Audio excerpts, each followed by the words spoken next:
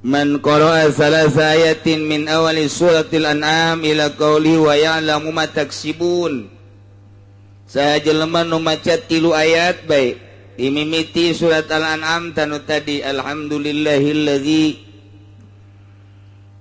itu khalaqas samawati wal ard tepikeun ka ma taksibun ke nu kurang bakal kapanggih tadatang kadinya tah dibaca 3 ayat eta ngaye wakalallahu lahu arba'ina al pamalakin yaktubuna lahu mithla ibadatihim ila yaumil qiyamah. Gusti Allah bakal dipasrahan 40.000 malaikat. Pohara 3 ayat tah. Mantak ayat-ayat Al-Qur'an teh parohara sabaraha mun urang nyaho. Seperti kulhu dibaca 3 kali sarua jeung Quran. Hendak lamun ngariung teh mun hayang tamat Quran 3 bae kulhu. Sarua jeung tamat Quran. 3 kulhu sarua jeung Quran. Hendak berkatna kudu gede. Sebab sarua jeung maca Quran eta. Masyaallah. Iya ayat lain letik-letik ayat ya we. Nyeh nu kurang dibaca ieu surat Al-An'am pohara jasa. Geus kaistimewaanna mah hiji tadi mun dibaca 3 ayat bae ieu diwakilan di pasaran 4.000 malaikat 40.000 malaikat. Nuliskeun manehanana kana ibadahna. Jang eta jelema tepikeun ka poe kiamat. Jadi nu 40.000 malaikat mah nuliskeun ibadah terus datang ka poe kiamat. Wah, ieu jaminanna ge sorga bae geus 3 ayat mentak mulah ditinggalkeun nu 3 ayat ieu. Wala jasa bahkan lamun aya setan deuk ngalirukeun, deuk ngawaswaskeun, deuk ngajerumuskeun ka manehanana mun urang sering-sering maca ieu nu 3 ayat ieu datang ka maksibun ayat naon kitu mataksibun na ieu setan ge moal kuateun. Moal kuateun da pokona mah. Dek di naon kitu ngaranna pengkolkeun ku setan. Cek setan teh nyokot deui bae motor. Ngridit ya nu itu ge aman pan. Kiai ngomong haram teh bohong. Buktina sia kan katutup nyokot deui bae. Eta setan tak kos kitu. Baik bungkeulekan maupun bisikan hati. Nu bungkeulekan mah bisa dicabok ku urang babari. Tapi ieu anu di jero hate. Eta teh lamun urang sering-sering maca ayat eta moal. Nah, naon atuh make jeung ngeridit-ngeridit. Mun boga duit memeuli malah-malah sapira dunya atuh. Eta bisa kos kitu tah. Nah, ieu lumayan ye. Berarti ieu ayat pohara ieu. Jadi berarti jang niiskeun hate. Jangan supaya ulah kagoda ku setan. Ikan orang setan ya ampun jasa ye mun kadeuleu mun loba jasa nu gelut jeung setan. Kelantaran setan teh kadeuleu jadi orang teh tenang-tenang bae. Setan teh kadeuleu jadi tenang-tenang. Mun setan kadeuleu meureun wah di sisi jalan nu gelut jeung setan loba jasa. Loba jasa. Teu kadeuleu hana setan teh kadeuleu. Insyaallah aja urang elehan bae ku setan. Eleh bae ku setan. Boro-borona naon itu ulah neuleuh awewe beuh ulah neuleuh awewe. Asal lu sugan ingat bahwa ieu teh henteu meunang henteu biasa bae. Biasa bae hate teh ditutupan ku setan. Deureus anu ngaranna nu kolot. Betah bae. Betah nu kolot teh neuleuh. Kobo nu putih mah atuh terlena. Sanjilang umurna geus 80 tahun ya atuh nya waduh. Cek jana lain deui jeung nu di imah.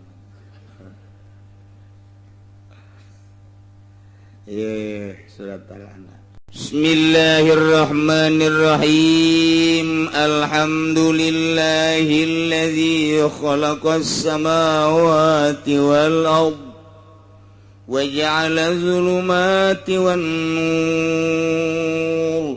Tsumma alladhina kafaru bi rabbihim ya'dilun.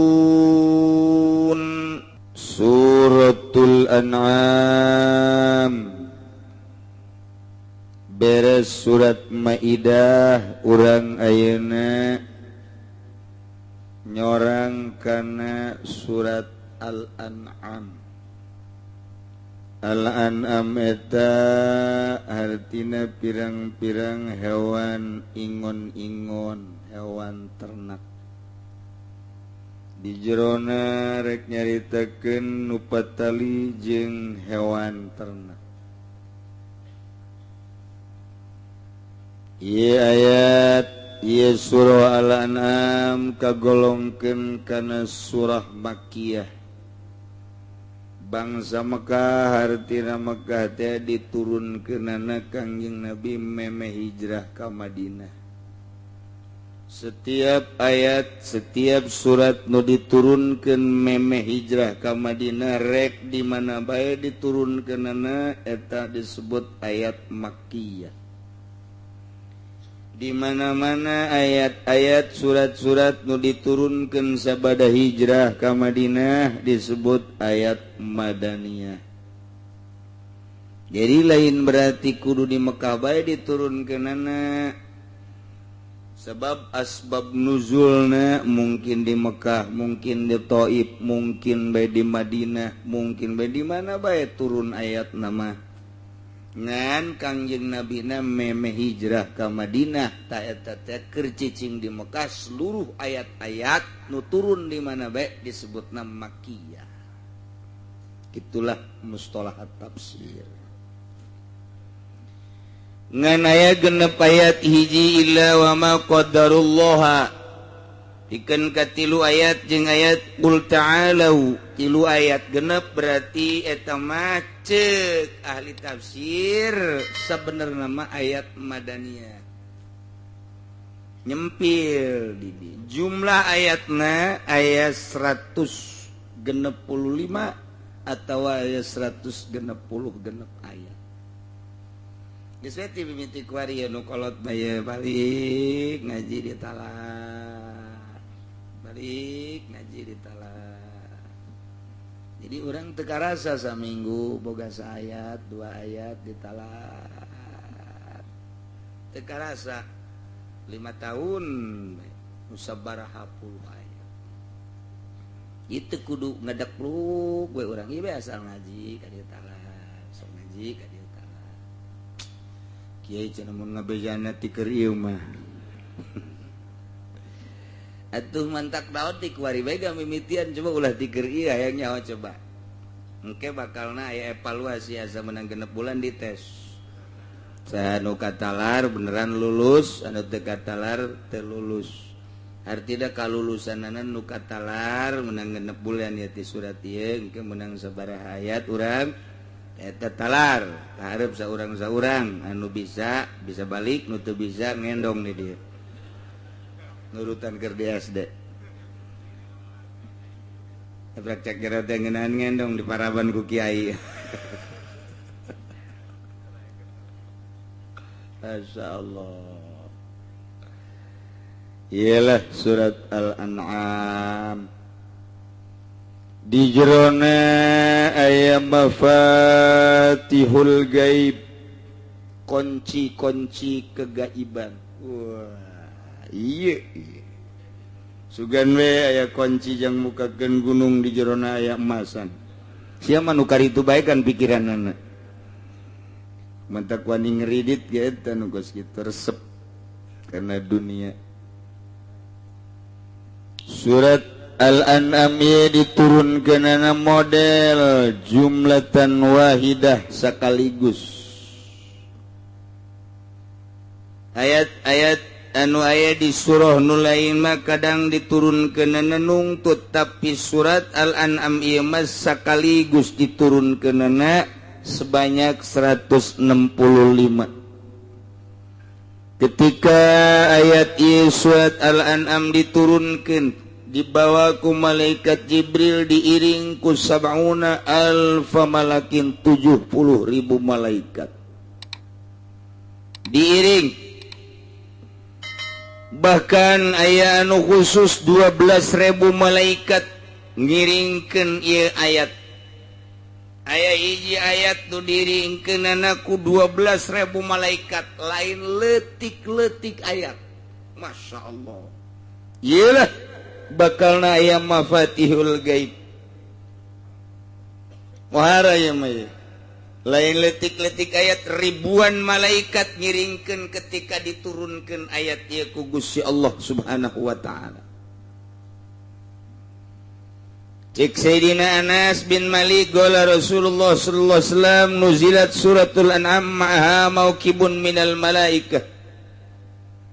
Kangjeng Nabi kantos jarios ayat ieu surat Al-An'am ieu diturunkeun luar biasa disertai ku malaikat sadama bainal khafaqain. Katutup ieu langit katutup ku malaikat lantaran ayat ieu surat Al-An'am ieu turun. Jadinya menghargai menghormati karena surat Al-An'am ieu sehingga malaikat nutup pajajahan langit. Masya Allah. Muhara pasti memanjur jasa pun pakai pelet kajian hukum ada. Muhara lantaran ni mai. Ya Allah.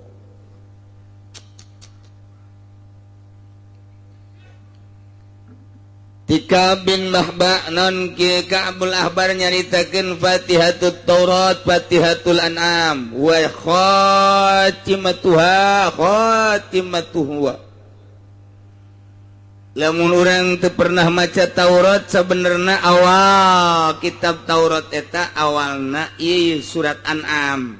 Tungtungna ge tungtung surat An'am. Jadi di kitab Taurat teh diawali ku awal surat ieu, tungtungna dina kitab Taurat tungtung surat ieu. Dina kitab Taurat teh kos kitu, kitabna nu dicekel ku para Yahudi mun asli. Ngan ku ari mah neangan nu asli teh hese.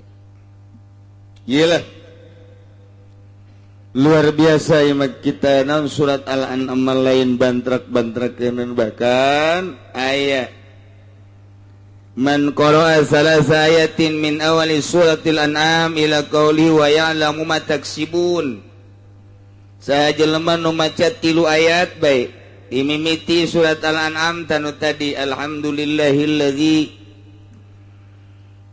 itu khalaqas samawati wal ard tepikeun ka ma taksibun kenu kurang bakal kapanggih tadatang kadinya tah dibaca 3 ayat eta ngaye wakalallahu lahu arba'ina alf malakin yaktubuna lahu mithla ibadatihim ila yaumil qiyamah. Gusti Allah bakal dipasrahan 40.000 malaikat. Pohara 3 ayat telah. Mantak ayat-ayat Al-Quran teh palohara sebenarnya mun urang nyaho. Seperti kulhu dibaca 3 kali sarua jeung saquran. Mantak lamun ngariung teh mun hayang tamat Quran 3 bae kulhu. Sarua jeung tamat Quran. 3 kulhu sarua jeung saquran. Mantak berkatna kudu gede. Sebab sarua jeung maca Quran eta. Masya Allah. Iya ayat lain letik-letik ayat ya bae. Nyeh nu kurang dibaca ieu surat Al-An'am pohara jasa. Geus kaistimewaanna mah hiji tadi mun dibaca 3 ayat bae ieu diwakilan di pasaran 4.000 malaikat 40.000 malaikat. Nuliskeun manehanana kana ibadahna jang eta jelema tepikeun ka poe kiamat. Jadi nu 40.000 malaikat mah nuliskeun ibadah terus datang ka poe kiamat. Wah, ieu mah jaminanna ge sorga bae geus 3 ayat mentek mulah ditinggalkeun nu 3 ayat ieu.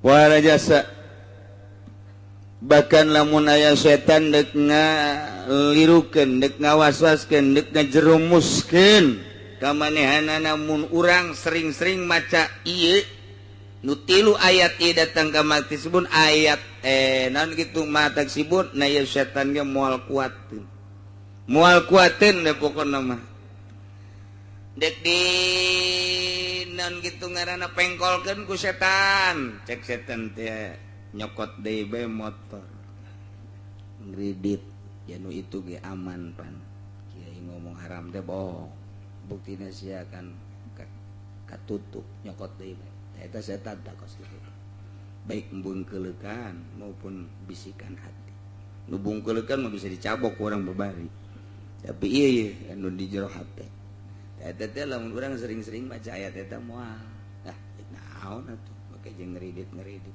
mun boga duit memeuli malah sapira dunia tuh eta bisa kos kitu tah nah ieu lumayan ye berarti ieu ayat pohara ye jadi berarti jang niiskeun hate jang supaya ulah kagoda ku setan ikan urang setan ya ampun jasa ye mun kadeuleu mun loba jasa nu gelut jeung setan kelantaran setan teu kadeuleu jadi urang teh tenang-tenang bae setan teu kadeuleu jadi tenang-tenang mun setan kadeuleu meureun wah di sisi jalan nu gelut jeung setan loba jasa teu kadeuleu hana setan teu kadeuleu insyaallah aja urang na elehan bae ku setan eleh bae ku setan boro-borona naon teh ulah neuleuh awewe bae ulah neuleuh awewe asal lu sugan ingat bahwa ieu teh teu meunang teu biasa bae hate teh ditutupan ku setan deres anu ngaranna nu kolot betah bae betah nu kolot teh neuleuh kobo nu putih mah tuh atuh terlena sanjilang umurna geus 80 tahun ge atuh nya waduh cek jana lain deui jeung nu di imam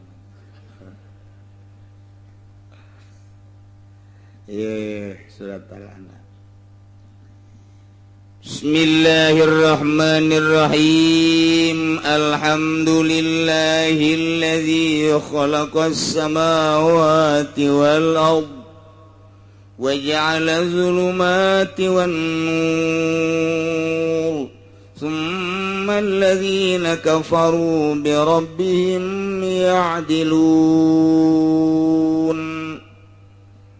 wallahu a'lamu bimuradi alhamdulillah sadaya puji lillahi tertentu ka Gusti Allah mun urang ngabahas make bahasa alat mah atuh babari alhamdulillah teh bisa dijadikeun lil istighra kulul hamdi atawa lil jinsi jinsul hamdi atawa lil ahdi alhamdul ma'hud fi dhihni nu jelas mah sakabeh puji berarti mun ngabahasakeun sakabeh puji-puji teh loba namun cek ahli usul mah lain kitu alhamdulillah teh mufrad mu'arrafun isi mufrad ditendenan alif lam itu teh yufidul umum geus al mufrad al mu'arraf yufidul umum mufrad mu'arraf eta maedahkeun kana umum geus nya mun nyaritakeun umum berarti loba geus sakabeh puji bahasana jenis puji bahasana loba berarti tinggal aya sabaraha ternyata aya 4 aya puji qadim alal hadis mujina Gusti Allah ka makhlukna kos puji Allah ka Kangjeng Nabi Ayub innahu awwab Kangjeng Nabi Ayub mah langsung dipuji ku Gusti Allah lantarannya nama dibere panyakit nu sakitu poharana ge teu pernah nyebut aduh acan teu pernah Kangjeng Nabi biasa bae biti borok sanggeusna borok terus aya bilatungan beak awak aku bilatung bau cobaan teh kira-kira ka Rasul mah kos kitu bae apa pernah nyebut adun teu doang itu pernah doang teu pernah Allah bae Allah ngan hiji doang ketika aya bilatung nu endek kaletah usul ka Gusti ampura Gusti lain abdi embung dicoba ku Gusti bilatung datang kaletah ngan mun letah kena bilatung abdi teu bisa nyebut ngaran Tuhan sakitu bae ieu mah da usul teh sakitu bae urang mah kakarak riet satik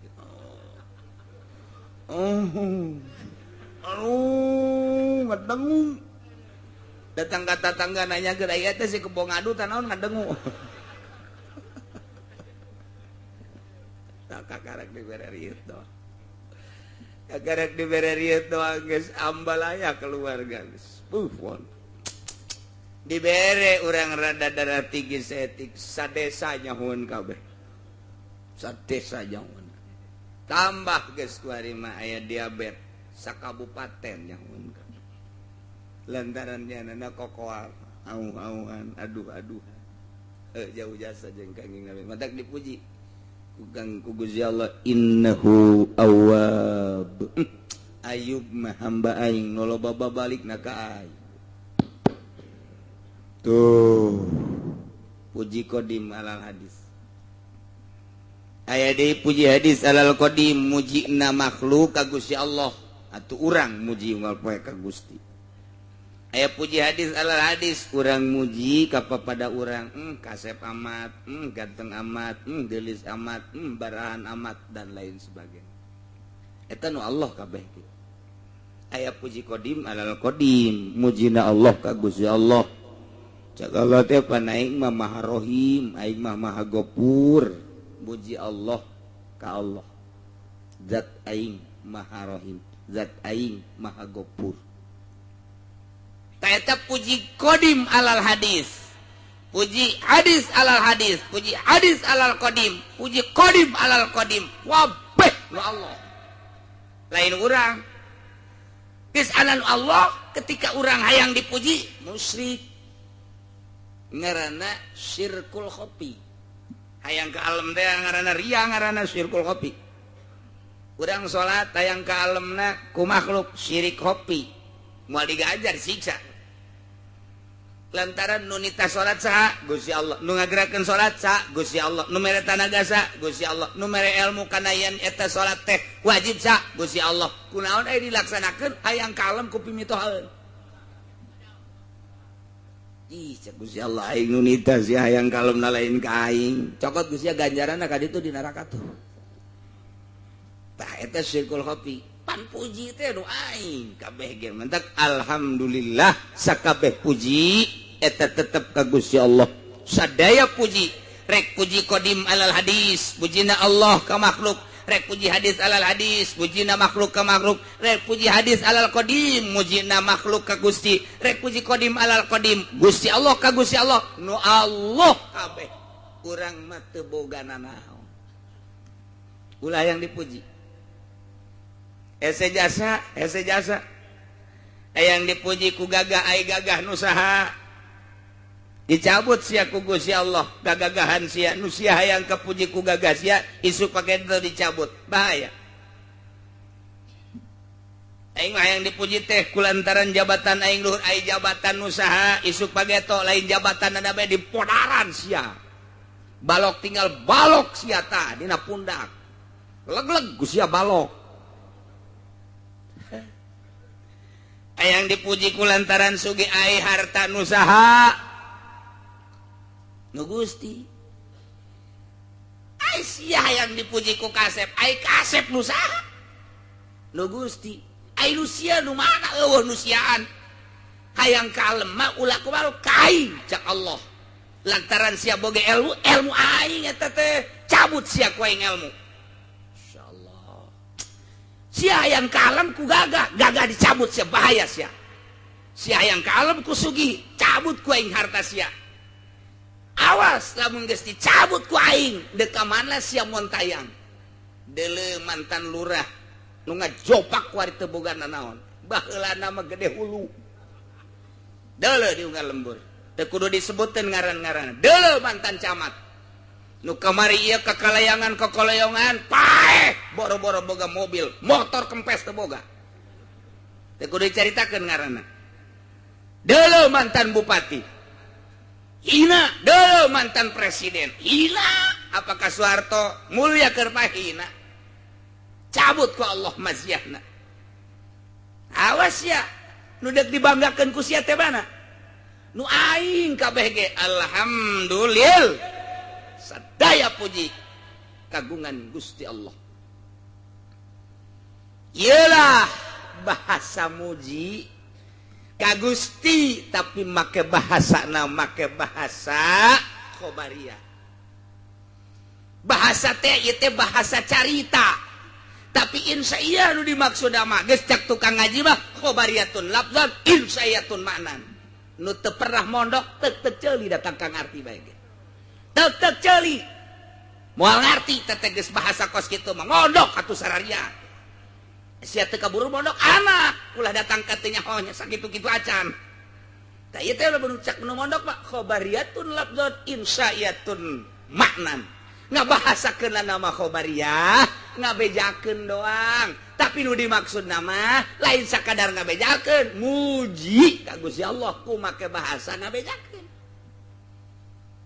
indah jasa takos kitu teh indah jasa mantak santri masal geus pangikos kieu masyaallah seuri bae nya mah mantak siga deh besi aya kiai nu di imahna seuri bae stres lamun keur ngutak-atik masalah emang teu senyum kiai atau senyum kieu bae ngana dikutak-atik ku nya make alat oh iya aja make ilmu ma'ani waduh tapi laga bener dimantekan dan mantak urangnya nurutan di kadieu bener cek babajikan naon ka teu kaharti aing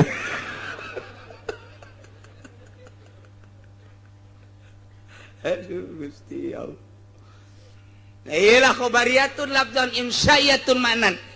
Di mana kanyahoan khobariyahna? Panrangkaianana mubtada khobar.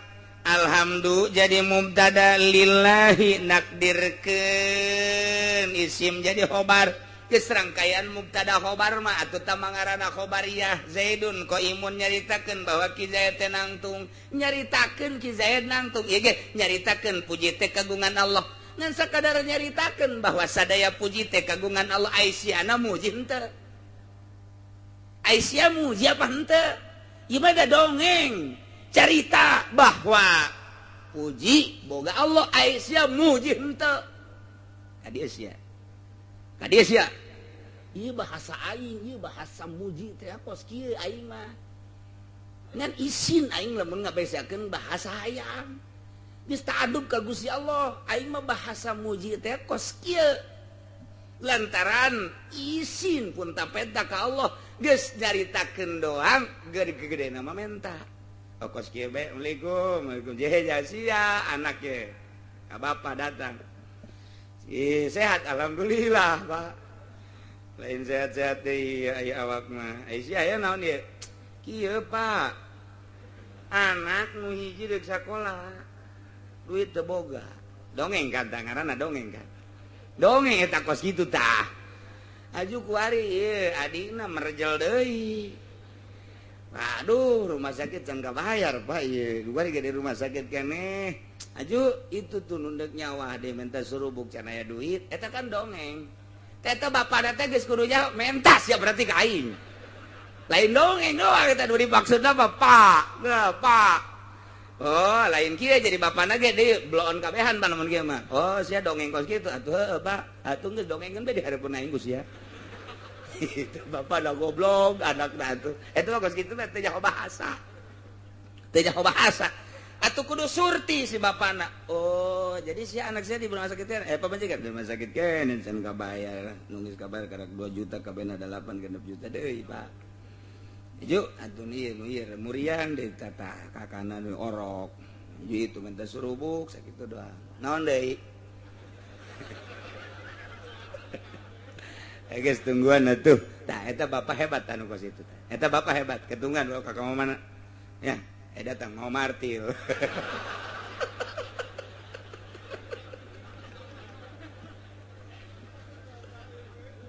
Tah ieu bahasa bilagah teh kos kitu indah jasa jadi teu kudu menta bah masyaallah kula mah tulungan bae ye di rumah sakit sakitu eta henek ka bapa eta henek eta ulah ka bapa mah teu kudu kitu dongeng bae da hareupeun bapa oh atuh pan sia teh patalina jeung aing kolot sia kasusahan atuh berarti sok kolot ge milu susah geus bae atuh kono mah tungguan heulanan sia boga surat sawah teu eta mah jual heulangan kolot blon eta kos lain nambahan sawah pan kunaon itu batu nu aya bae duit abah lain aya aing itu hayang peperet dina salah sia sarua sugan bae ku sia dijual malu aku 20 juta sia butuh 10 aing 10 beuh cak kolot cak anakna puyeng yang boga kolot kos ieu tah eta teh kos kitu. Okos urang bahasa untuk merobek hati wanita. Tidak usah tokmol, aku cinta padamu. Ha, teman teu bisa aeun tah kos kitu mah tuh. Tidak teu bisa aeun, cukup ku sakieu doang ge. Jika aku melihat wajahmu, hatiku merasa teduh. Masya Allah, Masya Allah. Aduh. Setiap saat bayangmu selalu ada di hadapanku. Masya Allah. Sejuta bintang di langit, satu yang bercahaya. Sekian, Udin.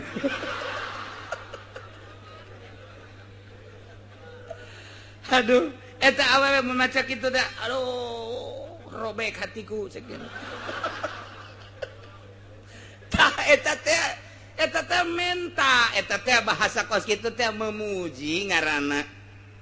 Memuji ngaranna, teduh hatiku jika aku melihat wajahmu. Eta teh memuji ngaranna, di jerona mah berikanlah secuil cintamu. Ai siap, atuh geus pinteran sia aing mah bukunan di sia. Emang keur dongeng keur dongeng kitab ye. Teh aya bahasa khobariyatun lafdon imsayatun ma'nan. Panjang jadi dongeng tak ku ngaji mah jadi blak ngeunaheun. Mantap pondokeun anak. Kumaha rada aji habak.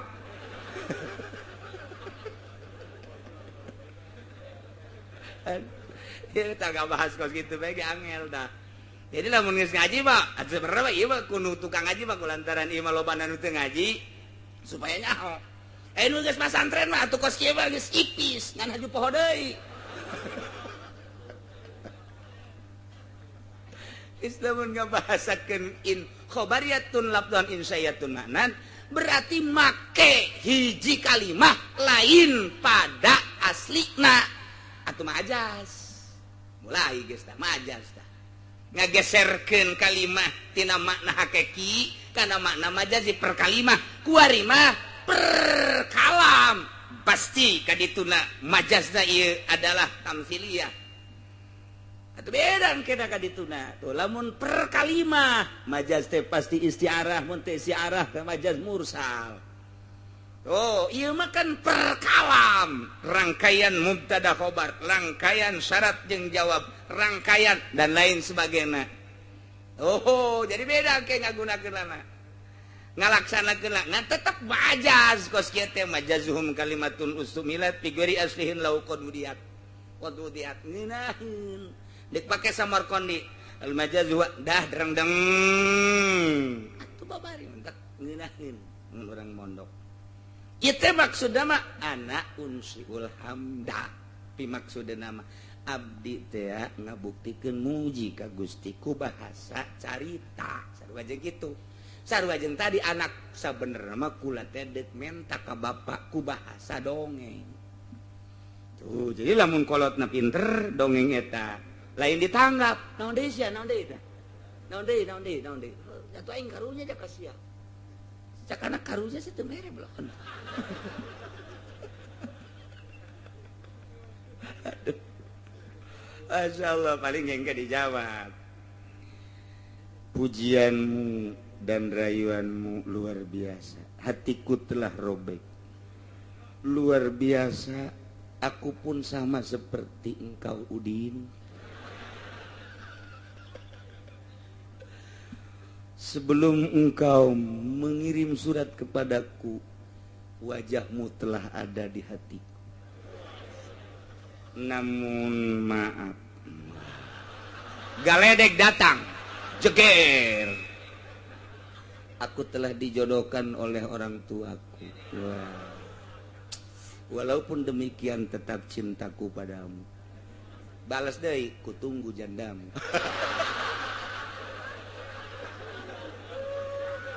Ieu kudu karena itunya, karena rese ya urusan. Gara-gara alhamdulillah ya. Masya Allah. Ini itu bahasa setigma. Alhamdulillah.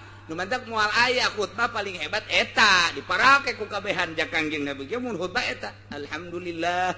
Alhamdulillahilladzi jalla wa ala, alhamdulillahirabbil alamin, alhamdulillah be. Tan sok kurang make alhamdulillah kurang hebat. Atau bisa bae deh kuku mah hamdan, ahmadu dan lain sebagainya. Tapi moal aya nu leuwih ti alhamdulillah. Sebab bahasana lemes luar biasa, muji pakai bahasa carita. Masya Allah. Ayam muji hamdu. Ieu di dieu wa huwal wasfu bil jamil. Lugot teh cek lugot ma al wasfu bil jamil ku bahasa. Urang memuji ku bahasa kasep amat lugot ngaranna. Urang memuji gelis amat lugot, barahan amat lugot ngaranna.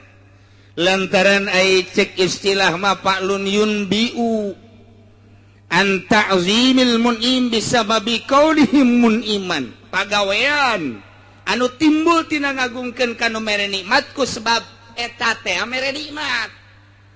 Jadi ieu mah urang make pagawean tak ieu kakarak pujina, ieu puji istilah. Urang teh dibere ku Gusti Allah jadi manusia, dibere ku Gusti Allah sehat, akal sehat, pikiran sehat, jag-jag waringkas. Ku ari urang memuji ka Gusti Allah, ku sungut doang mah bahasa tama. Barahan amat Gusti Allah. Luar biasa istimewa Gusti Allah, Maha Rahman, Maha Rahim, Maha sagala-gala. Eueuh nanaonan sakitu. Teu kudu make bahasa kos kitu. Dur, zuhur, wudu. Salat teu ngomong nuhun Gusti, teu ngomong. Pake pagawean eta teh muji nu paling istimewa mah kos. Teu kudu ngomong. Urang datang ka imah dunungan urang. Teu kudu diomong, dunungan mah luar biasa barahana ka abdi. Geus luar biasa beberean teh ka abdi teh geus hese nyaritakeun anak ulah ngomong kitu ka dunungan mah tembongkeun pagawean sia di hareupeun dunungan, rasa syukur sia ka dunungan sia, muji ngaranna. Begitu datang ka dunungan langsung ka dapur. Bersihan ka dapur, kote. Terus bersihan jukut-jukutna, sasapu, ngepel dan lain sebagainya. Eta teh akan memuji rasa syukur tidak pemberian si dunungan. Geus beres, kue bersihan. Cak dunungan garong atuh ieu mah. Tak eta muji daripada ngan kusungut doang.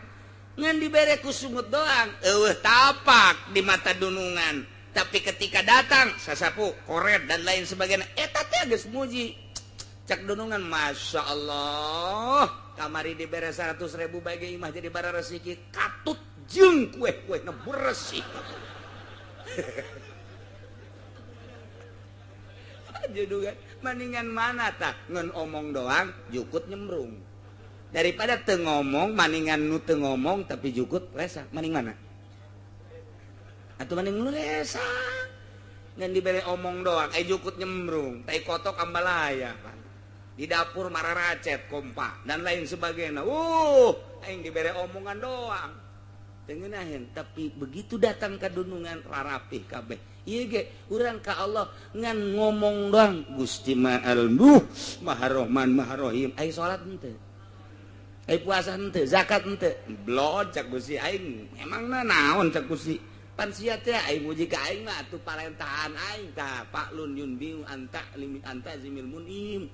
Ku sebabnya na mere nikmat ka urang lakukeun puji ka Gusti Allah, salat, puasa, zakat dan lain sebagainya. Puji. Aya di syukur. Syukur mah syukur bahasa urang terima kasih. Cak Gusti Allah malam yaskurin nas lam yaskurillah. Jelema nu teu syukuran ka manusia teu syukur ka Allah. Jadi urang bersyukur teh kudu ka jelema heula. Eta teh sarua jeung ka Allah. Urang keur cicing bae poe Minggu hujan gede jol bae jelema. Poe cicing bae teu ka mana? Henteu. Tah, teu ka mana ka yang dibere ku Haji Samsur 2 bungkus. Aboh. Molotot bae teu kicep-kicep. bersyukur alhamdulillah kalau wudu heula Allahu akbar brek sujud syukur lantaran nyana dibereji samsu 2 bungkus dek beli hujan duit teboga aijol aya pohara jasa pandai daya syukur ngaranna bersyukur ka jelema anu mere nikmat ka urang sarua jeung bersyukur ka Gusti Allah ngan dibuktikeun ku ari mah dibuktikan kos kumaha si bentuk syukur nu asli bentuk syukur nu asli tergantung jelemana lamun alim bitaklimihi kiai kumagaan eta adalah bentuk syukur teu kudu ngomong lamun hiji jelema dibere ilmu ku Gusti Allah nyana dek magahan ngaji dek saurang dek duaan dek 10 dek 100 lu jelas nyana magahan ngaji tak eta bentuk syukur mun dibere ilmu teu dek dibikeun ka batur kufur ngaranna lantaran aya nikmat pemberian ti Allah teu dek dibikeun ka batur kufur nikmat dibere ilmu ku nyana ku Gusti Allah tapi teu daek dikembangkeun ilmuna geus alim bitaklimihi lamun aya kiai daek magahan ngaji eta ngaranna bentuk syukur geus syukur teh eta ka murid alhamdulillah aing aya sia ngabaturan aing ngaji aing bisa nyodakohkeun ilmu ka sia eta ka jelema tah bersyukur ka santri bersyukur ka jelema nu daek ngahadiran hakikatna mah eta teh syukur ka Gusti Allah geus eta kudu diomongkeun Gusti Allah bersyukur ka dinya teh sarua jeung ka Allah malam yaskurin nas lam yaskurillah jelema teh syukur ka manusia teh syukur ka Gusti Allah bentuk syukurna mun dibere ilmu pagahkeun nah santri ngan 3 bae mingguan teu jauh ti 5 kitu ge mun teu hujan hiji-hiji acan gas eureun kufur ngaran kufur nikmat lamun pamarentah biadlihi syukrul imam biadlihi syukurna seorang pemerintah adil lamun aya imam ti mimiti RT datang ke presiden tah eta teh ngaranna imam nyana bisa adil teu kudu ngomong alhamdulillah teu kudu ngomong muji ka Gusti Allah dengan bisa adil geus bersyukur berarti eta bentukna bae heulana urang mah bentuk geus lamun aya lurah bisa adil teu kudu loba omong keur syukur ka Gusti Allah aya camat adil teu kudu loba omong syukur ka Gusti Allah ngan ngabentukeunna dibentukeun adil ka rakyat bupati adil eta teu kudu ngomong geus Allah memuji sia keur bersyukur ka aing lantaran aing nitipkeun jabatan ka sia ku sia dipake jabatanana pake jujur jeung adil sia teh keur ngalaksanakeun syukur ka aing dengan pelaksanaan jujur sia jeung adil sia teu kudu ngomong ka Allah asajana ngalaksanakeun adil adilna imam syukur berarti ka Gusti Allah lamun nu sugih bisa dakotihi lamun aya jelema sugih bisa sedekah teu kudu ngomong eta adalah bentuk syukur ka Gusti Allah lantaran mun teu boga nya teu bisa sedekah nah kuari dengan sedekahna berarti keur bentuk syukur ka Gusti teu kudu ngomong-ngomong ka Allah geus henteu kudu asal aya pake miskin tah asal aya butuh tah eta teh geus berarti syukuran ka Gusti Allah sanajan hatena poho ka Gusti Allah nyana keur ngalaksanakeun syukur ka Gusti Allah. Jadi lamun alim bitaklimihi imam biadlihi lamun nusugih bisodakotihi etalah bentuk-bentuk syukur panjang mun didongengkeun tarifna mah geus teu kudu bae heulanan ieu mah langsung ngabentukeun bae bongan aing mah ngajina jeung nu tilok mondok jadi haju kahartipan tah oh kos kitu daripada ngabudah ngomong bae lurah loba omong ai jujur henteu kufur berarti lantaran dititipan jabatan nah camat teu jujur kufur polisi teu jujur abri teu jujur bupati camat kuah bae gubernur presiden eta teh keur ngabentukeun kufurnyana terhadap nikmat anu dibere ku Gusti Allah awas mamalana di akhirat wari jadi menteri titipan ti Gusti Allah sarua jeung kieu hei Muhaimin menteri naon ngaranna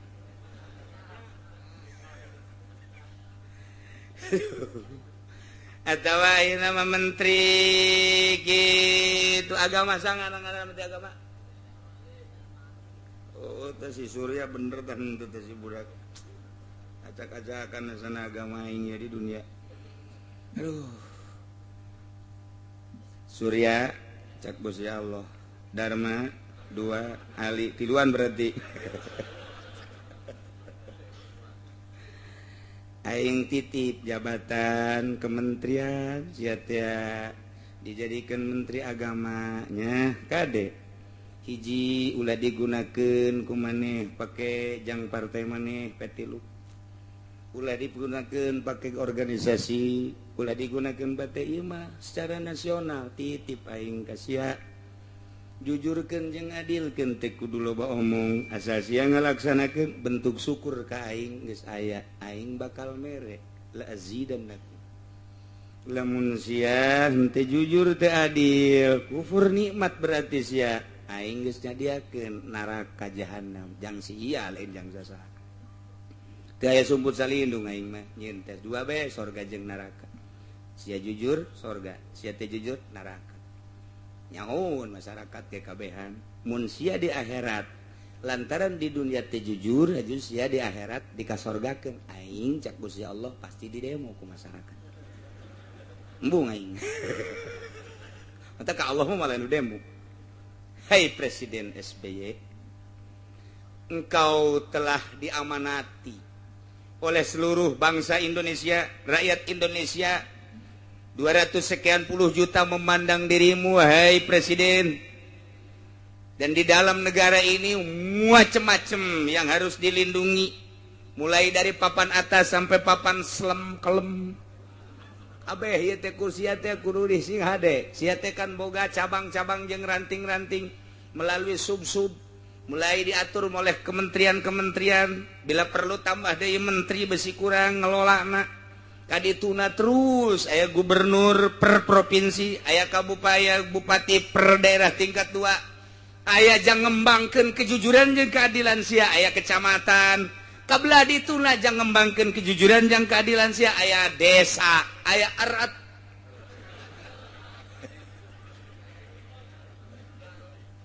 Tah sok laksanakeun ku sia kade titipan ieu teh presiden teh sia jujur sia adil aing nyadiakeun sorga, sia teh jujur sia teh adil aing nyadiakeun neraka.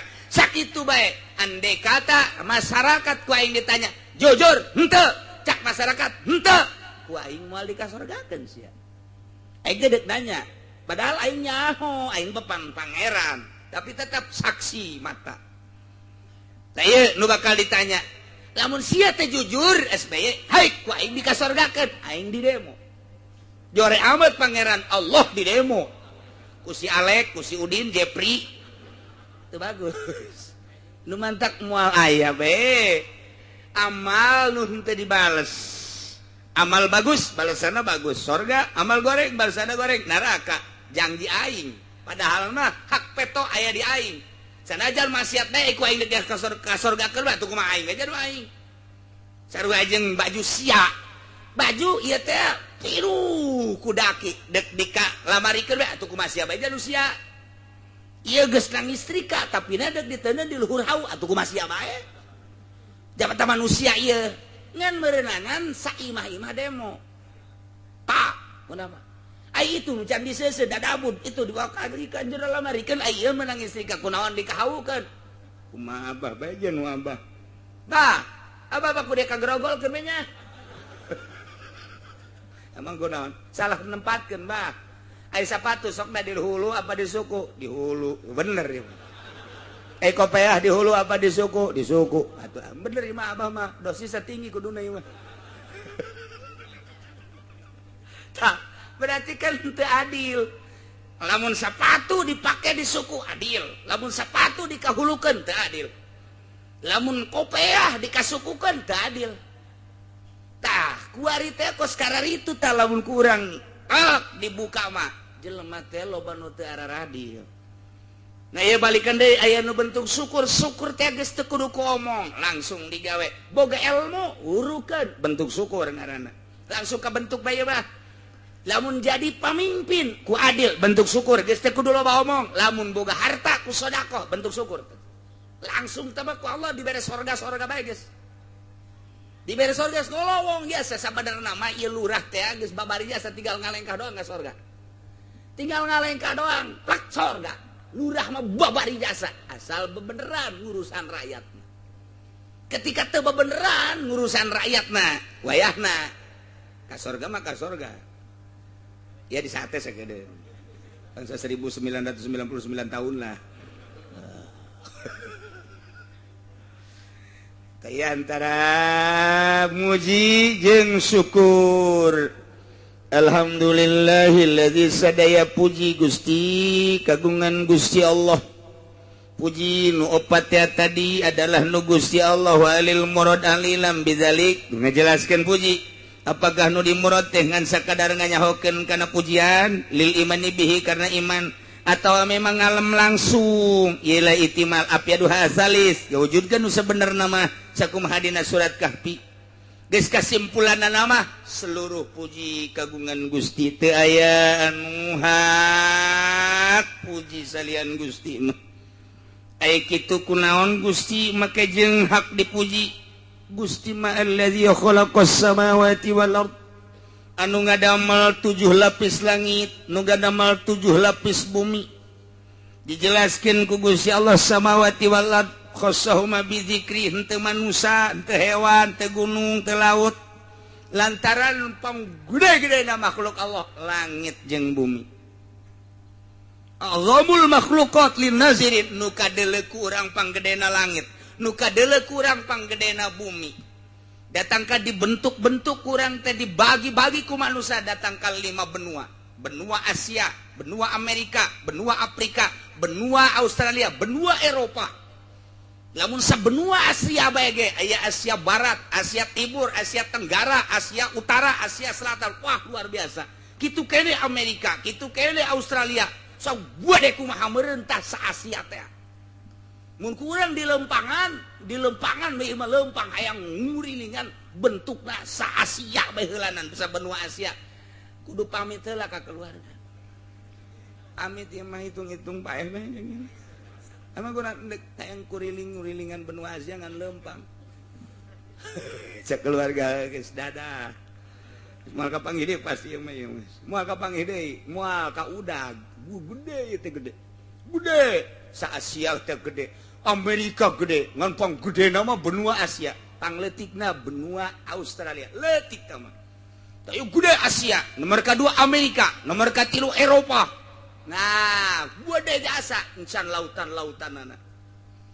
Langit ke pohara jasa, langit. Teka dulu. Tungtungna langit di mana teu nyaho urang. Teu nyaho urang teh tungtungna langit di mana. Aju ku urang mah kadeleuna ngamparkan bumi, tapi nurut cek ahli astronomi, ahli palak, bulet bumi. Bumi bulet, komar bulet, bulan mata poe Samsun bulet. Zuhra, Zahra bulet, Samsun, Zahra, Fata Zahali, Zuhal bulet. Planet anu 12 barulet kabeh Jupiter dan lain sebagainya barulet. Jeung ngabogaan poros kabeh ge ngabogaan tempat lempangna. Wa kullun fi falakiyas bahun. Kurang sok dibaca pan di surat Yasin. Wa kullun fi falakiyas bahun.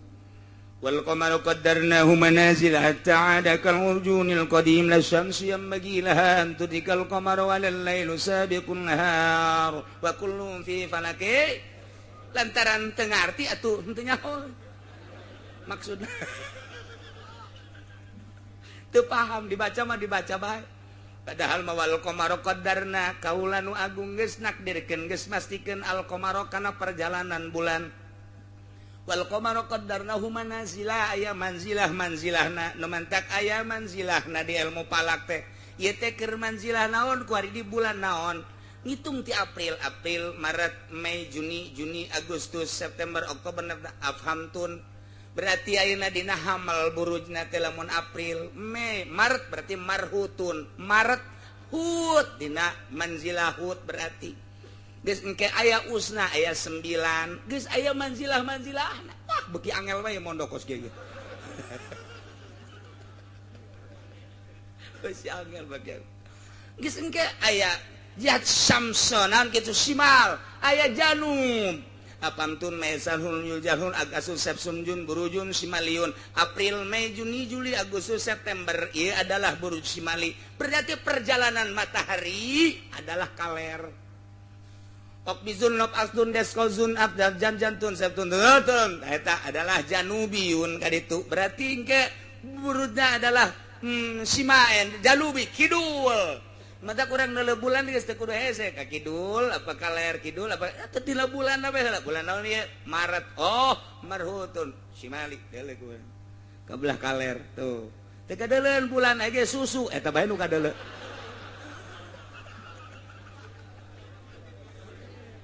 aya manzilah engke aya manzilah dabron manzilah mah macem-macem tadi neal bopalak wal qamaru qaddarnahu manazilah ta'adakal urjunil qadim sehingga nyana balik deui kanu awal engke di manzilah nu ieu tas poe ieu manzilah nu ieu poe ieu manzilah deui poe ieu manzilah deui sapoe-sapoe nyana pindah-pindah manzilah si bulan teh engke geus aya 30 poe balik deui nyana qaddarnahu manazilah ta'adakal urjuni hatta ada balik deui al urjunil qadim kas kanu baheula deui ka awal kitu jeung kitu wae gitu jangan gitu la syamsu yang bagilah antudikal qamara moal aya bulan ngudag-ngudag mata poe moal aya panon poe ngudag-ngudag bulan hartina lantaran aya porosna masing-masing moal ngagiclek poros maton panon poe pindah ka poros bulan atau bulan pindah ka panon poe tukerannya nacak bulan sia di dia aing dirinya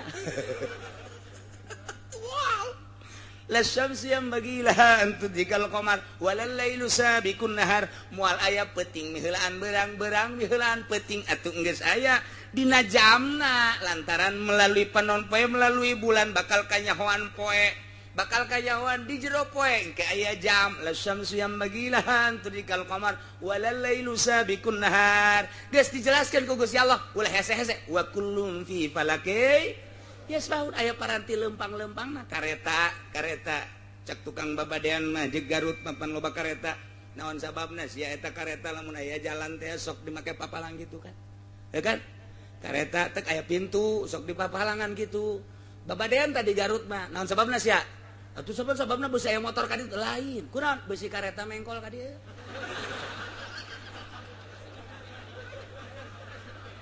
khawatireun tuh kan eta wa kullun fi falakias boro-boro bulan boro-boro panon poe kareta ge aya porosna hese-hese teuing tanu mata diatur ku ilmu palak geus asal palakna salah bae salah nanggalkeun salah lompat ka mana ge salah buatan Yahudi teu percaya aing mah sebab Al-Qur'an geus boga palak sorangan wa kullun fi falakias bahun teu percaya sia bodoh aing mah boga palak sorangan mantap Kiai galak ka muridna aji palak kula digalakan ku abagul aji sia palak jang sia bae heula batur onaman sebab naon di akhir ternyata Yahudi neuk mengkol-mengkolkeun urang rumus nu kuari teu bisa nyieun sorangan dijieunna ku Yahudi bae dek nuturkeun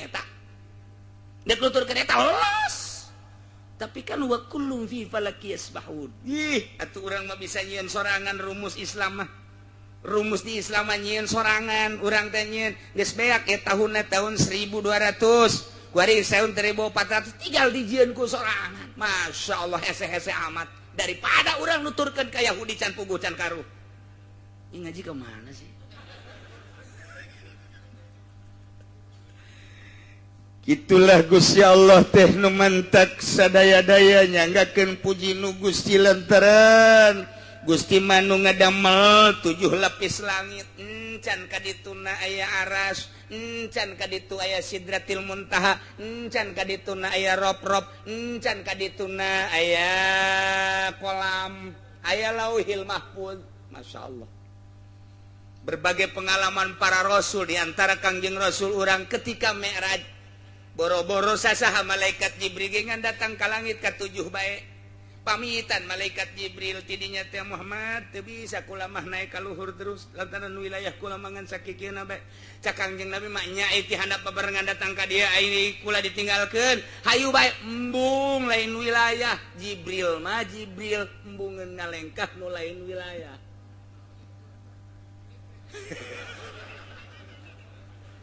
jujur jas nah tuh ayo lurah camat Gusti Allah nu agung bupati dan lain sebagainya lah hese nangan jujur embung cek Kangjeng Nabi milu bae saeutik mat cek malaikat Jibril hampura mun kula saeutik bae ngalengkah tutung kula lain wilayah kula atuh pamit cek Kangjeng Nabi teu bisa hartina deuk menghadap ka Allah teh teu bisa dibarengan ku sasaha sorangan teu bisa dibarengan ku sasaha sorangan ka Gusti Allah eta teh hakikatna mah kos kitu zahir mah bisa dibarengan batin mah tetep bae sorangan ka Gusti Allah urang ayeuna babarengan ngaji batin mah masing-masing ka Gusti Allah anu geus neulean jam bae kebal teuing teh kiai batin mah masing-masing tak iya ge urang teh hudang ti penting sorangan ka Gusti Allah tadarru masyaallah hanya Allah nu apaleun hanya Allah nu terangin kadeketan urang jeung Gusti Allah hanya Allah bae jeung dirina nu nyaho karasa deket jeung henteu jeung Gusti Allah karasa jasa deket jeung jauhna jeung Gusti Allah wari urang kieu maksiat mabok kabeh ge eta boga perasaan jauh jeung Gusti Allah boga harta teu ngazakat eta ki haji nu hartana berlipat dari zakat dirina teu bisa dibohongan nuranina asa jauh jeung Allah kuari deuk we urang boga harta kabaraha zakatna aya 20 juta mah plek plek plek dinolkeun hate bentuk ibadah ka Gusti kakarak sakitu ge asa deukeut jeung Gusti asa diseuri-seuri Allah teh asa seuri di hareupeun aing keur seuri ya jeung Gusti Allah asa kos kitu kuari zakat keluarkan puasa orang normal sholat biasa orang tahajud asa deket biasa jeung Gusti Allah Masya Allah coba ge nu sok tahajud mah hudang isuk-isuk moal aya marah moal aya jelema nu sok hudang ti penting moal aya marah lawan sababna sebab asa deket jeung Gusti Allah isuk-isuk diuk di meja dibawakeun kopi jeung henteu bakal moal aya reaksina naon ka pamajikan moal aya keur dibawakeunana malah cek hate lah ning teu kudu ngarepotkeun tapi lamun urang kerek bae hudang subuh kaberangan mandi gejebur salat subuhna sakieu kunutna isin pan luhur kieu besi anu yang serikeun sakieu Allah madini mana keberan anak kadinya bah pan kunutna di dinya ka luhur keur salat ge goblok ngomong dia beres sholat langsung ke meja eta ketin marah di hei kopi atuh kopi atuh gue kopi naik mali atuh man duit tadi beres sia sok ngomong ayo buat tunggu sebar marah luar biasa geus bae dikerokeun bol saya tah langsung tah tadi mah paroe kuring macang pamajikan seuri we bebejar emang eta karasana kumaha kopi geuna heuy, tambah bawa seng, paingan pek deui. Goblok sia cakna. Eta akibat teu penting teu hudang mamarahan. Mamarahan. Nah. Ialah Gusti Allah ieu keur carita allazi khalaqas samawati wal ard. Allah teh panu ngadamel 7 lapis langit. Masya Allah, encan nu lain-lainna. Hajo Allah nu nyaho kalegaan langit. Wal arda jeung bumi. Di jero bumi teh wah tersimpen macam-macam aya minyak di jero teh aya solar aya besi di jero teh logam perak emas dan lain sebagainya aya emas onom teh kudu jero taneuh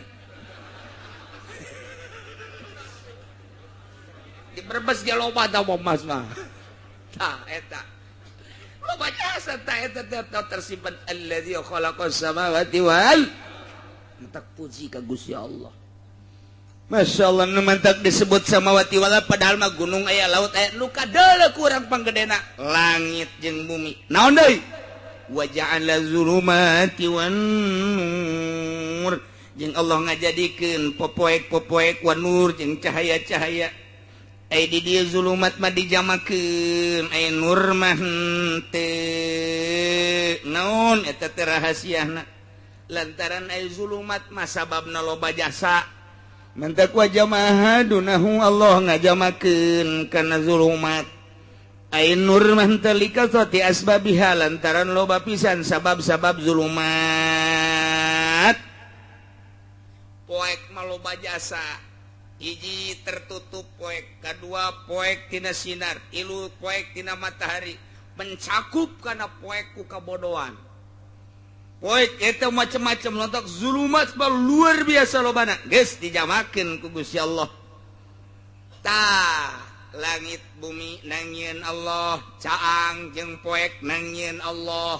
Geus nu Allah atuh kabeh ge. Mantak naon atuh urang menta cacaang tina poek ka Gusti Allah. Eta ka Gusti Allah cacaang teh. Cacaang sinar lampu, cacaang sinar mata poe, cacaang sinar bulan. Jelas tama cacaangna. Tuapin paling sulit cacaang mata batin. Nur teh mencakup kana cacaang hisi zahir jeung cacaang batin. Jero hate lamun geus caang Quran kadeuleu per huruf rahasiana. Tersingkap jelema maksud-maksud jelema kanyahoan. Lamun urang geus caang mata batin. Sieun urang teh tembong ka Gusti Allah, caang mata hate ngaran. Aya pengajian caang mata hate urang neangan cacaang ngaji, neangan cacaang ngaji mah, neangan cacaang. Nu tatarina teh nyaho rukun salat barang ngaji nyaho caang bray. Nu tatarina teh nyaho rukun wudu barang ngaji bray. Nu tatarina henteu nyaho kredit haram bray. Bray. Gaji mah ngaji we tapi poek bae tetep. Jadi ku Gusti Allah can dibukakeun teh encan datang kana ner caang nancan. Ka karakter sikap saeutik we teng teng kae nutup deui. Di majelis mah terbuka, asal keluar di majelis nutup deui. Teh cacaang eta dua hese teh tandu mantak. Loba ulama ninggalkeun umatna heula lah neangan cacaang we heula. Di jero kamar, di gunung, di leuweung, neuk neangan cacaang. Abeh ulah tagoyur, ulah bimbang, ulah robah. Lantaran cacaang ieu teh kadang-kadang kalimpudan. Begitu urang geus boga ilmu caang. Kuari bisa beramal caang. Bikeun ka batur, ojol jeung duit poek. Cacaang nyieun pondok pasantren, nyieun proposal ka Pemda poek. Nu tadina pasantren salap modernkeun ku urang poek. Poek. Lain hayu beki caang, beki poek. Nur buatan Allah, penta ka Gusti. Janu Gusti. Urang boga tanaga ti Gusti penta supaya tanaga gede. Lamun urang make medis tanaga make gede, make suplemen. Suntik teh. Gedekeun bae suntik mati.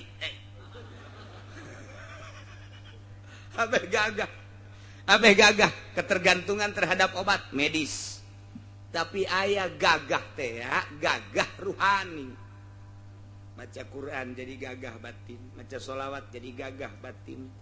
Berani hudang malam, tapi lamun make pel teu berani hudang malam. Gagah biasa. Make obat ieu obat itu ketika hudang peuting puyeuh. Digisik-gisik mata. Wah. Ayat anu hayang hudang peuting teh kan ayat aja jelema tetep bae ngan nyana encan dibukakeun dipantongkeun huluna ge. Kunaon hayang hudang aing tunduh jasa. Aduh geus puyeng jasa handeuleun anggal deui golepa. Awak mah gagah tinju mah bisa, ngalawan peuting teu bisa. Tapi sering maca Quran, sering ngaji, sering maca sholawat. Begitu hudang jam 2, Masya Allah. Nikmat jasa. Langsung hudang ngala wudu. Set. Allahu Akbar. Pas tahiyat salam deh.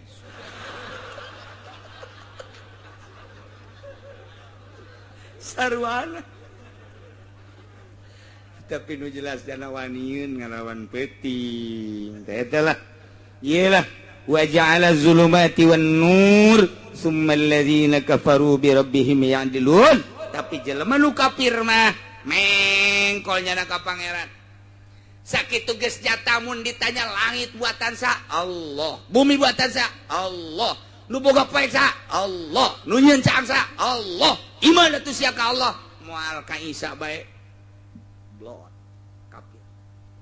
Nu nyieun langit bumi sa Allah, nu yen canjeng paeksa Allah percaya tuh ke Allah bahwa Allah teh pangeran henteu abdi mereka patung mae jelema kafir teh kararitu mata hatena teh dibungkus ku Gusti Allah teu dibukakeun hijabna padahal mun secara ilmiah geus caheunnya na ge saha nu nyieun atuh langit ti mimitina jeuweul mun lain Allah eueuh dongengna langit dijieun ku sa eueuh dongengna bumi dijieun ku sa sedangkeun aya makhluk pasti aya khaliq telusuri melalui ilmu filsafat bakal kapagi pasti aya nu nyieun buada teh angan nu nyieunna moal kapanggih kecuali Allah percaya tuh henteu deuk ka batu bae geus jelas ieu teh langit ciptaan Allah bumi ciptaan Allah poek jeung peuting teh ciptaan Allah tinggal percaya bae atuh iman Allah teh pangeran tapi tetep bae summal ladzina kafaru bi rabbihim ya'dilun